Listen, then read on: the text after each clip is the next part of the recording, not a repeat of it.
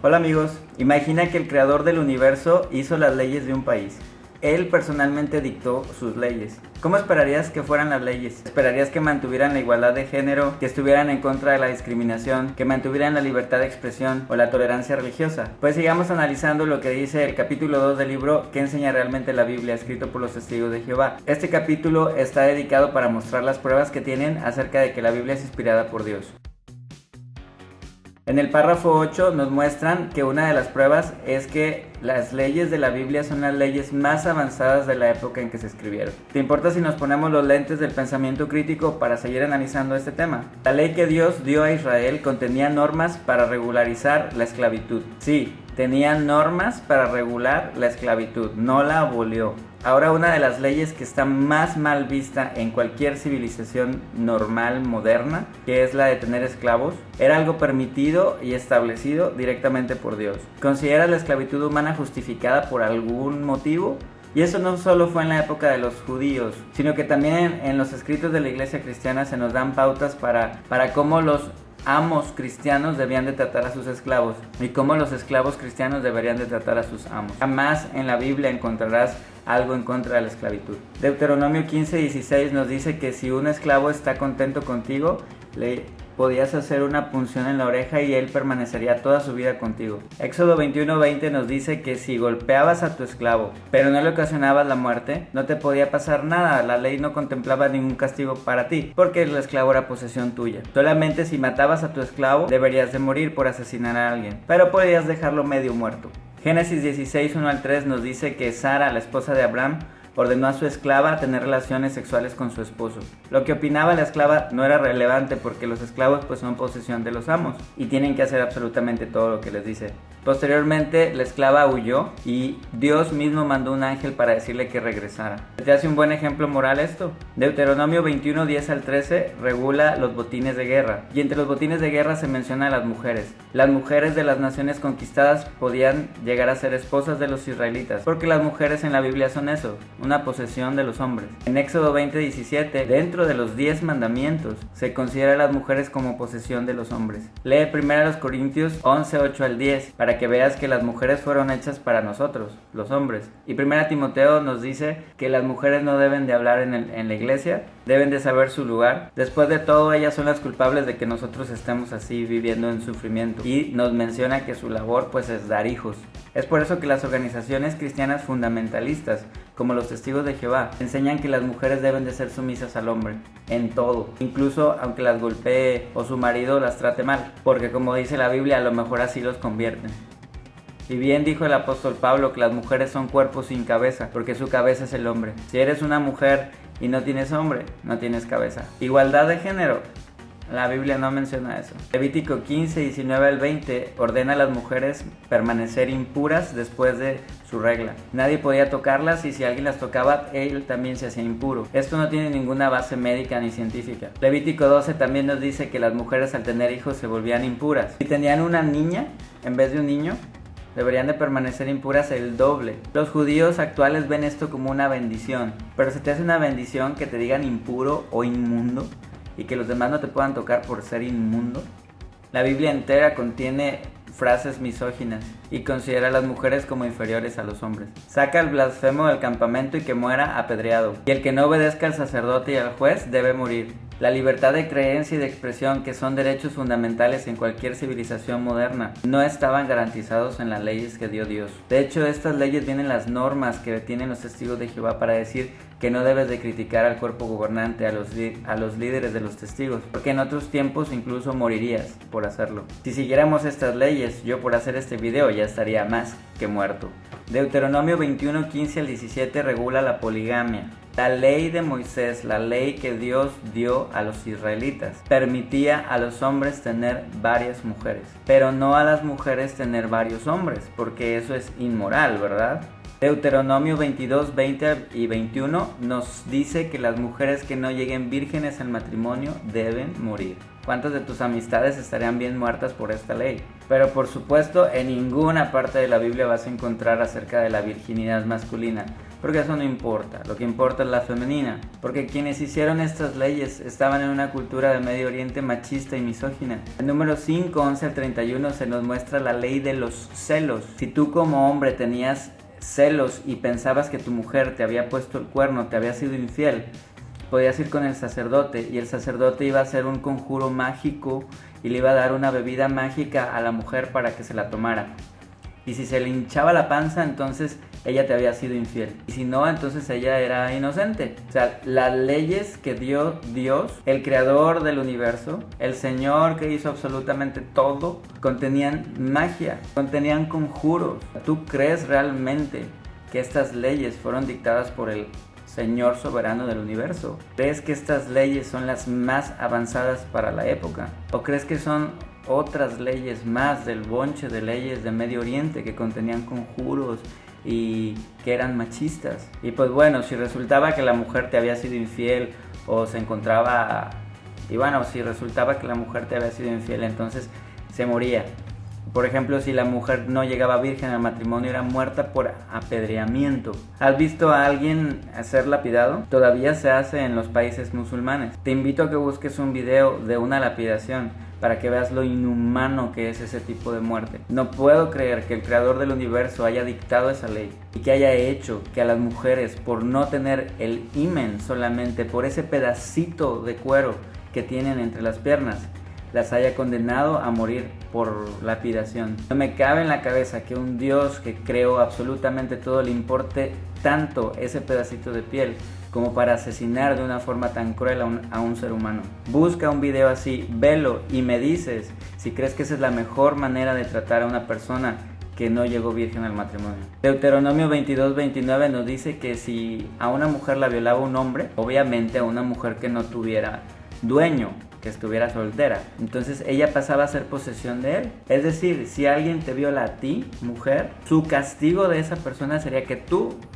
te fueras con él. ¿Te hace algo justo eso? ¿Se te hace una ley divina revelada misteriosamente por el Creador? Y seguimos viendo cómo trataban las mujeres la ley de Moisés y la cultura judía. En Génesis 19 se nos habla del relato de Lot y de los ángeles. Te acordarás que estos ángeles entraron a la casa de Lot como invitados y él pensaba que eran hombres, humanos. Entonces los hombres de Sodoma trataron de violarlos y Lot les dijo, no me violen a los hombres invitados que tengo aquí en la casa. Mejor violenme a mis hijas que son vírgenes. Porque en esa época era más importante un hombre invitado que tus propias hijas vírgenes.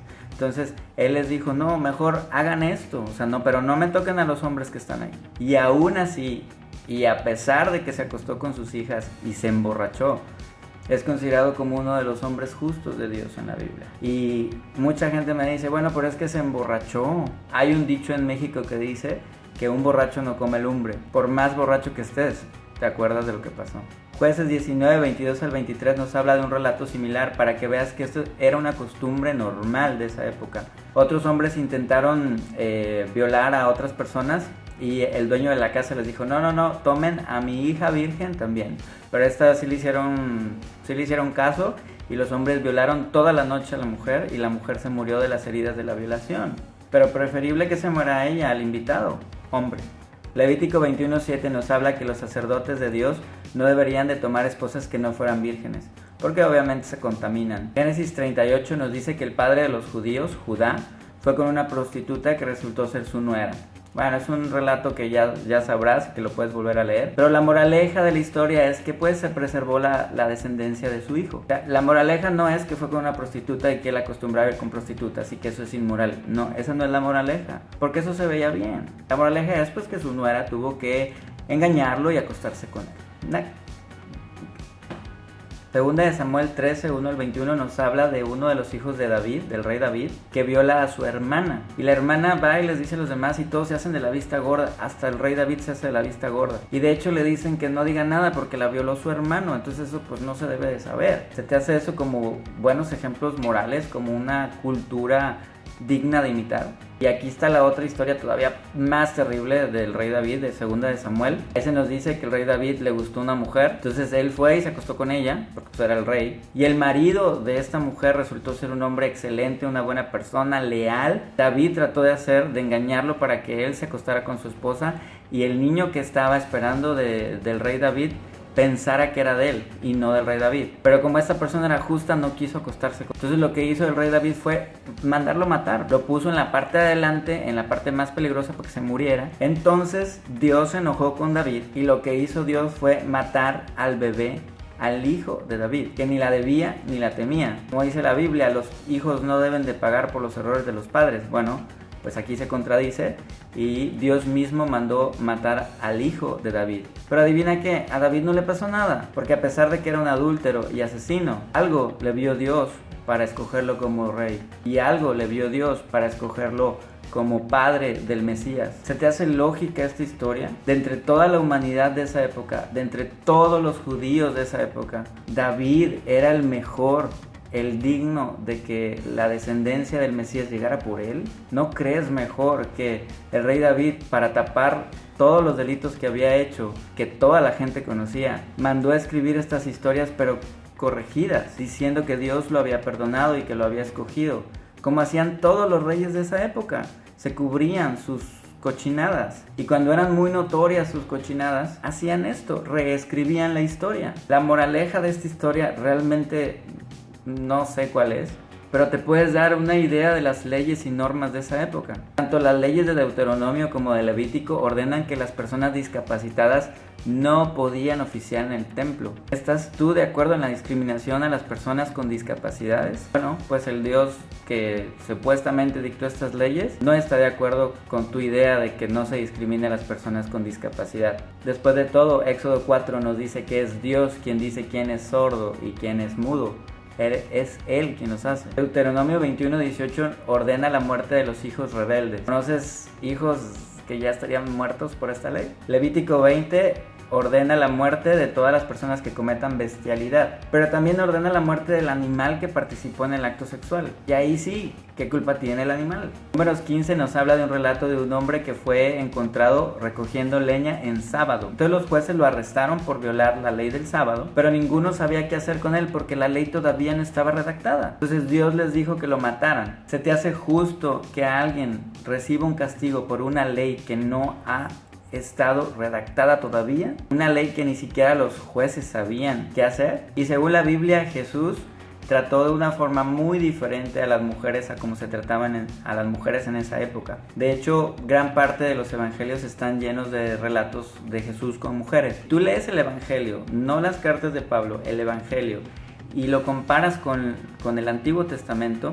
te das cuenta que se trata muy diferente a las mujeres. Y a mí me llama la atención esto porque se supone que el apóstol Juan nos dice que Jesús es la palabra, el Hijo de Dios, el que dictó pues la palabra con la que se dictaron estas leyes del Antiguo Testamento. Y Jesús mismo dijo que Él no venía a abolir la ley, que Él venía a cumplirla, a cumplir absolutamente cada una de las cosas de la ley. Entonces no checa el hecho de un Jesús que trata bien a las mujeres y un Jesús que dicta leyes misóginas. ¿No se te hace raro eso? De hecho, las leyes que te he compartido en los otros videos que tienen los testigos de Jehová con respecto a las mujeres, esas leyes machistas y misóginas, son sacadas de la Biblia, son sacadas por seguir de una forma fundamentalista la Biblia. Muchas iglesias cristianas todavía no permiten a las mujeres tener la igualdad con respecto a los hombres y siguen el consejo del apóstol Pablo de tratarlas diferente. La ley que tenían los testigos de Jehová de expulsar a las mujeres que no gritaban durante la violación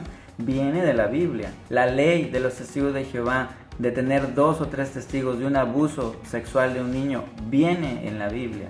Muchas denominaciones cristianas ya no toman estos consejos de la Biblia y te dicen, por ejemplo, a mí en mi activismo me ha tocado que muchos cristianos me dicen, bueno, es que hay que ver esas leyes conforme era la cultura judía de la época, hay que ver con la gafa de la historia, etcétera, etcétera. Pero no deberían unas leyes dictadas por el Creador, por Dios mismo, ser atemporales. No deberían de ser un ejemplo para nuestro sistema legal actual. No deberían de ser las mejores leyes que existan de absolutamente toda la humanidad, de todo el tiempo, de toda la historia de la humanidad. Esta forma que usan tanto los testigos como los cristianos de escoger qué cosas sí van a seguir de la Biblia y qué cosas no, y qué cosas nos vamos a hacer de la vista gorda porque pues ya en la época actual eso ya no se ve bien. Y también en mi activismo me he encontrado a muchos cristianos que me dicen que la ley de Moisés es la mejor ley que puede haber y que es el mejor sistema de leyes que puede haber.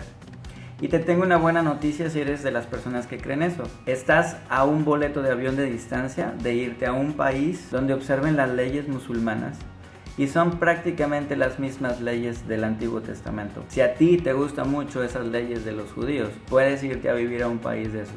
¿Te gustaría irte a vivir a un país así? ¿Te gustaría que se aplicaran las leyes de Moisés en tu país? Pero bueno, recuerda que ya no estamos bajo la ley, estamos bajo la gracia de Cristo, pero fue Cristo quien dictó esas leyes. Como puedes ver, estas leyes no tienen bases médicas ni científicas, ni siquiera formarían parte de nuestro sistema legal actual. Son leyes arcaicas, parecidas a las leyes que tenían los países de Medio Oriente de esa época. Y te aseguro, no tienen absolutamente nada de divino estas leyes. A la luz de nuestra moralidad y nuestra civilización actual, son leyes inhumanas e injustas. En el antiguo Israel, bajo la ley dada por el creador del universo, podías tener esclavos, podías someter a las mujeres, podías violarlas, podías tener muchas mujeres, podías discriminar a los discapacitados, podrías considerar a otros pueblos dignos de genocidio, pero por supuesto no podías acostarte con otro hombre porque eso sí es inmoral. En el próximo video te voy a compartir algunas de las profecías y cuestiones históricas que usan como prueba de que la Biblia es inspirada. Nos vemos la próxima semana.